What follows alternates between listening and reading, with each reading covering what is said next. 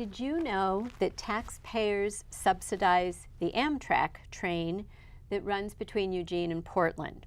And that subsidy is to the tune of $120 per passenger one way. I quickly looked just earlier today, and I could buy that ticket. The most it would cost me is about $50. So taxpayers are paying $120 to my $50. Quite the deal, isn't it?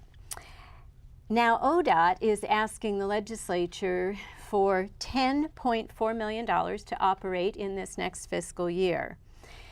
And if that's not enough to get you a little uncomfortable about where your tax dollars are going, have you heard about the Oregon Center for Cyber Excellence? This was a new one to me, just learned about it the other day. And I'm thinking, who are they kidding? The state government is going to run and oversee some more technology, more computer programs. Are you kidding me?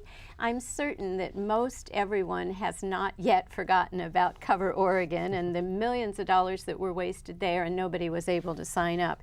And of course the list of all these computer and technological snafus, the list goes on and on and on. So I'd ask, isn't it about time that we start to cut the size and the cost of state government? Welcome to People, Places, and Politics. I'm Patty Milne, and my special guest today is John Charles, who is CEO at Cascade Policy Institute. And if you are worried about these things and you start really listening to what John is going to talk about, you will know, however, that help is on the way, because this is exactly what Cascade Policy Institute is all about.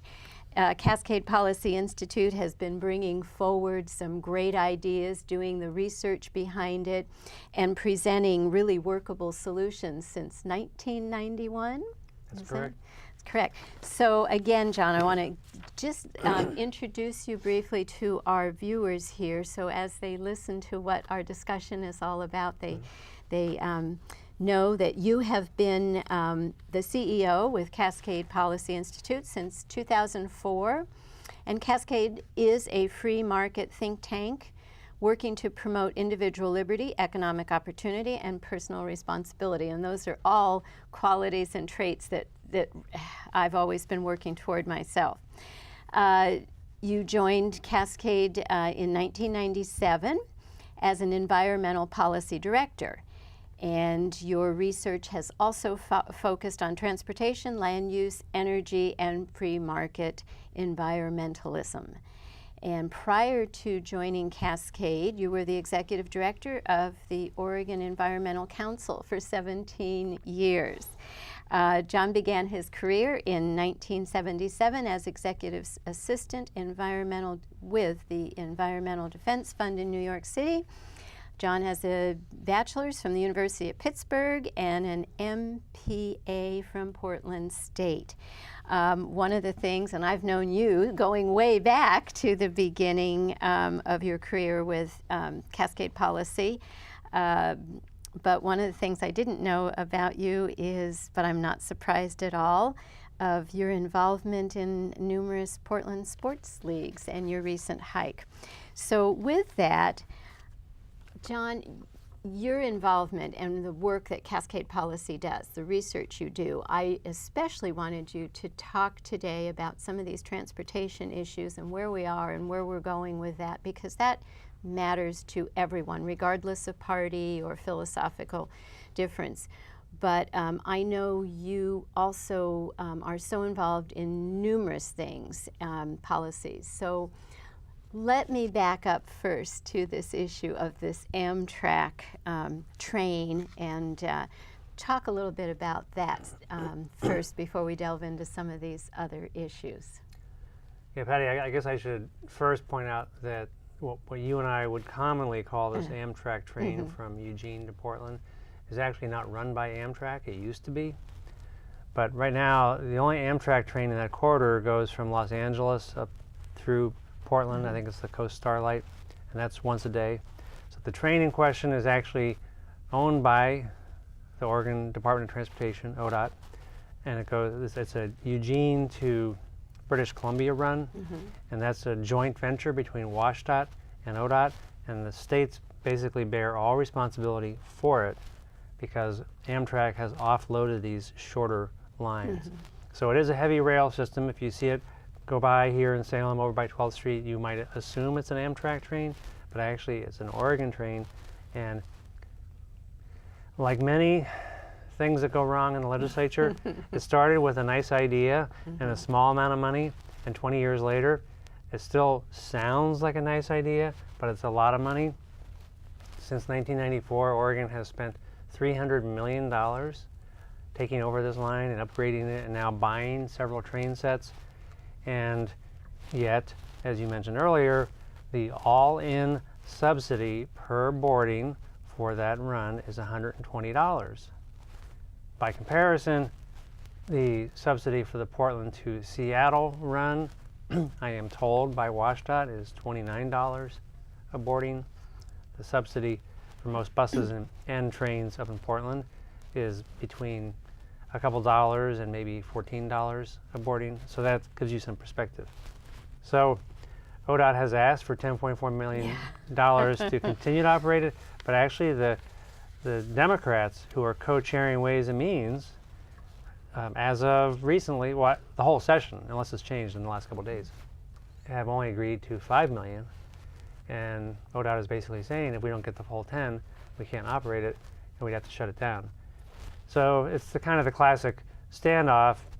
The advocates saying, we've already spent $300 million, give us some more. My view is, haven't you ever heard of euthanasia? At some point, okay, they shoot horses, don't they? Right to die, right? I just don't think you can justify spending more bad money after good. If the amount of money we're subsidizing, you could provide rock star quality buses between the cities, and probably a lot more than twice a day, and still save money. The trains are fun, I get that. I love them. but at some point, for most of Oregon, most of the time, they don't make sense. So why, your experience, you spend a lot of time at the legislature and share good thoughts of workable solutions. Why do you think that these legislators are looking at half the cost? Is the thinking behind it really a way to kill it, or to try to make them more cost effective? What's going on there? Well, I think it's dangerous for me to try and read the minds of the two co-chairs who wouldn't deign to talk to me if they even saw me. You've been in that process. I think here they are up here, vast amount of money having to flow to all these entities. To them, this is a little bug on the windshield. They're especially now with the PERS debacle, knowing going forward that they're going to have to find more money, and they're spending billions. They're cutting and cutting and cutting and cutting, allocating, reallocating, and as they said in The Godfather, the novel, it's not business. It's not personal. It's business. From their standpoint, you wanted 10. Sorry, you're going to get 5. Next. I don't think they're giving it a lot of thought. I don't think they're looking to completely sunset it, which I think we probably should do. Legislators don't like to terminate programs. They like to start programs. They like to cut ribbons. They like to kiss babies. They like to show that everything's positive. When you're retrenching, they might do it in a nickel and dime fashion. So this is, oh, you asked for 10, we'll give you 5. Next, get out of here. I think their view is if the users, the riders, are not willing to make up the difference, then you don't really have a program.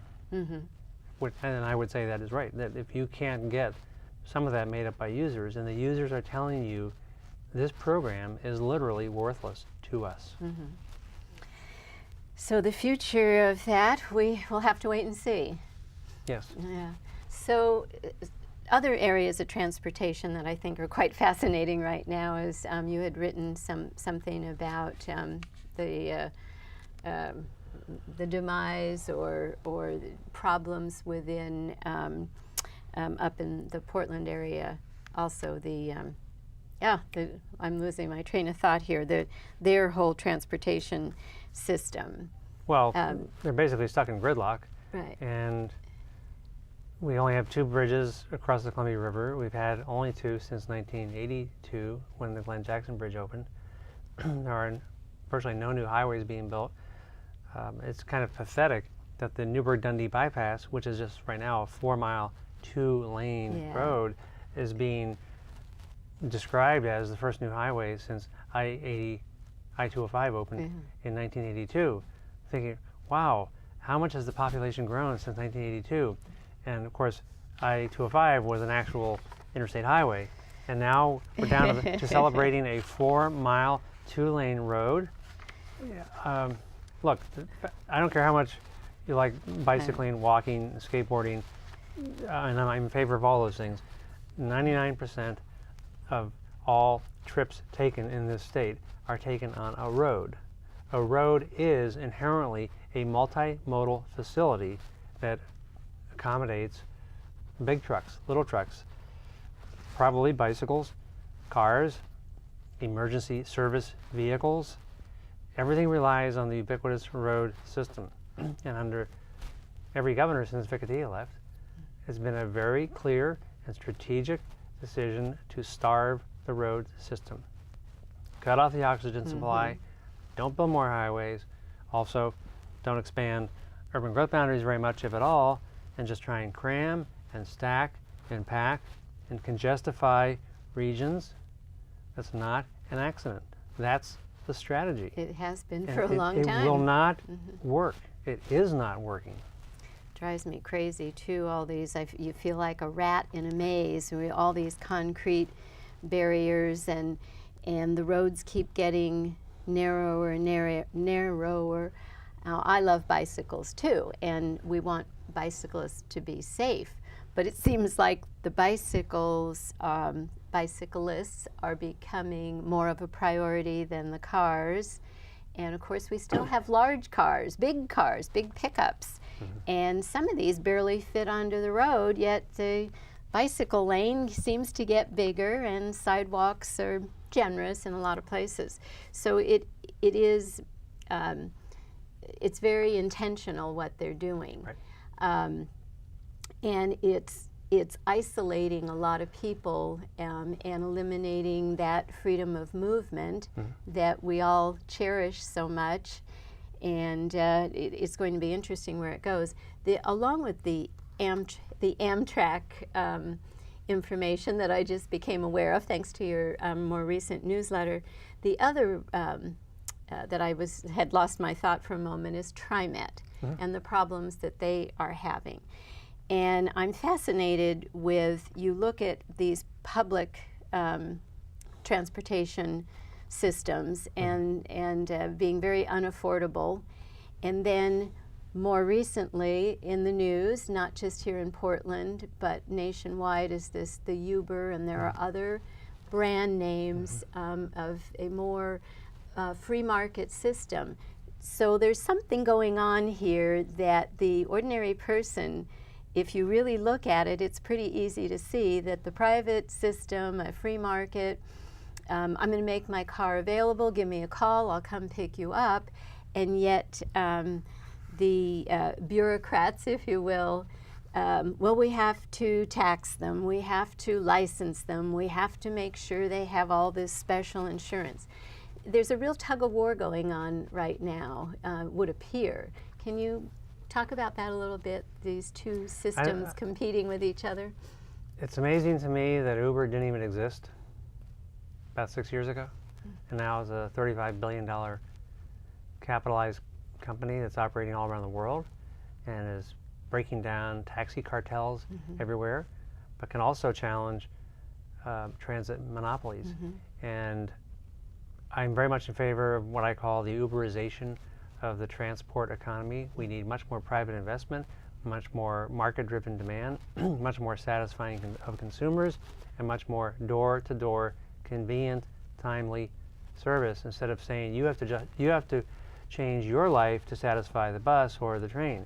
And I really think, especially up in Portland with TriMet, the solution is always throw more money, vast amounts of money at TriMet. And I really think that they're now selling a vision of rotary dial landline telephones in an era of smartphones. And that they have vast amounts of capital and rolling stock and a train system at risk of being what I call stranded assets, as the whole world is switching to much more of a kind of an Uberized vision of transportation. And the legislature has been the enabler of that because they authorize a payroll tax that generates over $250 million a year to TriMet. That's the general fund money they get. And I think, you look at some great private sector companies, Kodak, they somehow missed the mark and went bankrupt. Sears Roebuck used to be dominant. It was only back in 2008 that BlackBerry was the ubiquitous world leader in handheld devices, and then the iPhone basically destroyed their brand in less than 4 years. So lots of products and services, both public sector and private sector, have been swept aside by better products. And I think big, old, clunky transit monopolies, because they're monopolies, get arrogant and they don't understand the competition, just as BlackBerry didn't understand iPhones, and the people running BlackBerry thought the whole thing was ridiculous and consumers would never fall for something as dumb as this iPhone thing. Well, who was right and who was wrong there? And I think there's going to be a change, and it's a welcome change. What we need from our policymakers, legislators, is to stop colluding with these old bureaucracies, stop protecting them from changes in technology, changes in the market. When you see the way the city of Portland eventually just folded like a cheap table, the bureaucracy of Portland, because all around it, all the suburbs were allowing Uber, and Uber has worldwide appeal, even in progressive Portland. The number of people who were opposed to who wanted Uber and didn't want the restriction against them was so overwhelming the city council had to cave. And I believe that will continue, and that Chariot's here in Salem and down in Eugene, the Lane Transit District, and then up in Portland, TriMet, they're all at risk, or they would be at risk if they weren't protected by their monopoly status. Wow. So do you see any changes coming in the near future? Is this going to be a long drawn out battle between these? Well, it'll be a battle. And Anyone who has the dominant stage doesn't give up the stage gracefully. It's true. They always have a justification for why they should be the top dog. So when I talk to legislators on this subject, if I get a chance, I try and get them to realize eventually, like the city of Portland, City Council, you can stick your fingers in the dike and try and hold back this brave new world of Uber, but eventually Uber won. And that's just one company. Lyft is another. Sidecar is another. There will be others. Uber itself might become technologically obsolete by some other vendor. I think those policymakers, TriMet board members among them who are appointed by the governor, but especially legislators who created the payroll tax, allowed for Lane Transit District and TriMet. Legislators have to understand that when you protect these old guard monopolies, you're just misallocating a lot of capital and a lot of intellectual resources, and you're harming the citizens who deserve a lot better. Wow. Before we move to some other topics, anything else under the area of transportation you want to touch on? Because I would say, the governor has this fantasy that she's going to persuade legislatures in the last 3 weeks of session to somehow raise more taxes for transportation. And I'm personally not opposed to increased user fees, what I call user fees, which is you use it, you pay. But she's too little, too late. She's been very maladroit in her handling of the situation. And I think right now it's not a money issue anyway. Actually, over the last decade, the total amount of money flowing to ODOT has more than doubled. What we need is an attitude adjustment. Because like I said, since Governor Tia left, the attitude of all the governors and all the people who work for the governors and all the people down to cities like Portland has been as sophisticated as cars, bad, transit, good, people driving cars, bad, people bicycling, good, and some money flows. Okay, and we need more bridges, roads, highways. I'm very open to things like private investors coming in. In fact, I think we should allow that, encourage it.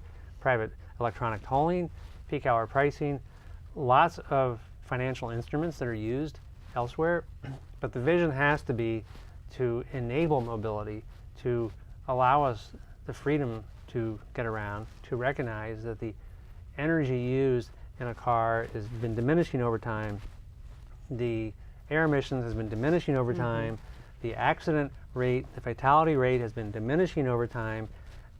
This is the best time in history to be driving around in a car by almost any metric, and the environmentalists who run the state, who continue to have a sort of 1960s hatred of cars, they're about 40 years out of date with regard to the actual impact of the car. And so if you have a vision to improve mobility, to reduce congestion, then the money issue behind that can be solved. But if all you want to do is raise taxes, charge motorists, and you're not going to give them any better road system, then I would agree There's no with those reason who to oppose support. that. There's no reason to support Right. more money in any shape or form, or Right. So we have a few minutes left. Let's move to some of the things that Cascade Policy and you have been involved in. Maybe some more more positive, exciting Sure. things. Talk about some of those issues and any projects you're working on currently, legislation that especially is important to you. Probably the most interesting has been what goes by the name of right to try. Yes. It's a bill. Yes. It's a concept. Of course, Oregon is a state where legal assisted suicide is legal, and that's known as right to die. The more positive side of the coin is right to try, which Yes. means a terminally ill patient could have the authority to use drugs or procedures or technologies not approved by the FDA. After all, their other choice is to die. And this has passed in about 7 other states, and so it's not an original idea of ours, but we talked to Representative Mitch Greenlick last November. He already knew about it. He was favorable to it. When you have the committee chair on your side, and he's in the majority helpful. caucus, that's helpful. He worked with Newt Bueller, a freshman Republican from Bend, on the healthcare committee. They put together the work group. That happens all the time in the Capitol. Came out of the House 59-0. We're very much part of that. We were part of the work group. Over in the Senate, there was a hearing on it yesterday. And the problem is that even though the committee chair, Senator Mona Sanderson, a former nurse, she's very much in favor of it, her leadership is not. And there are 2 big barriers.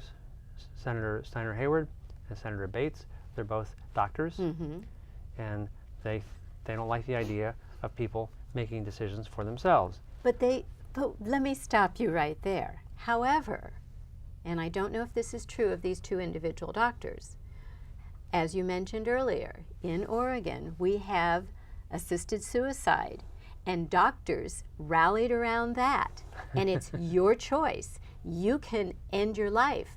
Why can't, in the eyes of these doctors, I use some medications, treatments that haven't yet received FDA approval, but they're in the pipeline, they're being tested? We could be the guinea pig, Right. and it's our decision, knowing that we may yet be facing ultimate death a little earlier than we wanted to, but we're going to die anyway because we have this condition or disease that's terminal, and that's a part of what's in the bill, if I understand correctly. Yes, it would be for terminal patients. Yes, Right. and so what's the difference? Well, I can't speak for the 2 senators, and actually Senator Mona Sanderson could pass it out of committee on a 3-2 vote with 2 of her own party members voting against it. She'd rather not do that. We don't know if it'll die. Right to try will die in the Pardon?